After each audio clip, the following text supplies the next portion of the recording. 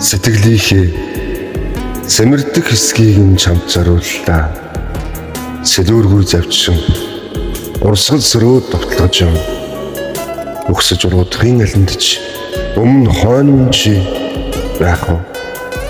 Уйтгар гүнгээс урсдаг хэсгийг нь чамд зориуллаа. Уучлах чадах уу? Боломжсыг минь чи арчиж өгөх үү? Сэтгэлийнхээ сэмэрдэг хэсгийг нь чамд зориуллаа. Зүрхнийхээ гэрэлтдэг хэсгийг нь чамд зориуллаа. Үгнийхээ үнэртдэг хэсгийг нь чамд зориуллаа. Үнэн хэсгийг нь харин надаас битгий асуугаарай.